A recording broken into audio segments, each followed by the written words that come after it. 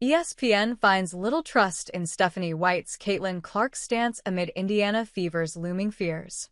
The Indiana Fever's win over the Connecticut Sun isn't going to solve the bigger issue the team faces. Surely at 19-16, they are clinging to playoff positioning. And the reality is about to get a lot tougher because they have 2 straight games against the league-leading Lynx. Sure, it is the same team Indiana managed to beat once in a Clark-less Commissioner's Cup behind Sydney Colson's 4 assists, plus Ari McDonald's double-digit spark. Sophie Cunningham chipped in 13 that night, but she's out now, too. Which means head coach Stephanie White's best option at this point is to keep hoping for Caitlin Clark's return. When asked before the Connecticut matchup if Caitlin Clark would be back this season, White didn't duck the question.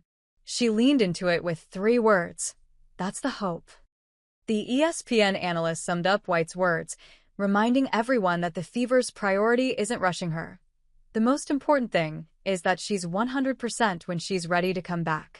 The timing is never ideal, but the long-term health and wellness is the most important thing. For Indiana fans, that's both comforting and unsettling. But a reality check might hit them hard. It is comforting because the team hasn't shut her down for the year.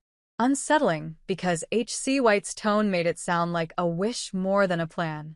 ESPN's Taylor Tannebaum and Marino made that point bluntly. To me, that cannot be counted on. Caitlin Clark most likely isn't coming back to save this team. And it's unfortunate, the analyst said. She went further. Even if she did come back, you have to get her back in the mix, get her back in the chemistry, in the fold. And it's just too uncertain right now. And she's right.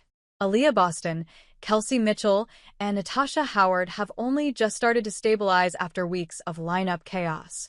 Now, dropping Caitlin Clark back into that rhythm, turnovers and all, could throw it off balance just as quickly as it might elevate it.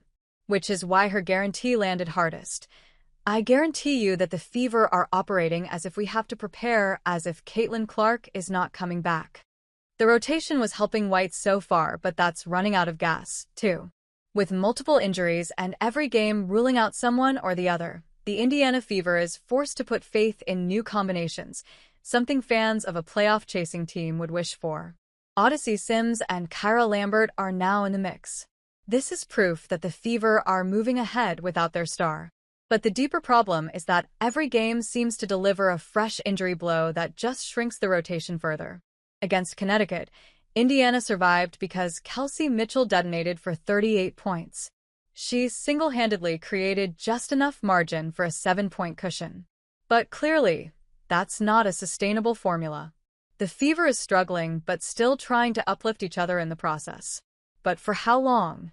After Sunday's 99-93 overtime win against Connecticut, Aliyah Boston's resilience was on full display. The Fever's number 7 forward praised the Fever's ability to keep fighting through an injury-plagued season, especially after Sophie Cunningham went down with a worrying knee injury just minutes into the game. For Boston, the key has always been sticking together. She believes in staying united, staying driven, and handling the ups and downs without losing sight of the bigger picture. You know, when one person goes down, we say all the time, the next woman stands up, Boston said. And that's really just been our motto, and been what we've had to do a lot this season. And that's what we're just going to continue to do. The next woman up against the Sun turned out to be Kelsey Mitchell. The veteran guard exploded for 34 of her 38 points in the second half and overtime. She sure single-handedly dragged Indiana back from a brutal 19-point deficit. Her clutch shooting sealed the Fever's 19th win, but the comeback was just as much about the team's unshakable fight. Head coach Stephanie White also couldn't contain her admiration post-game.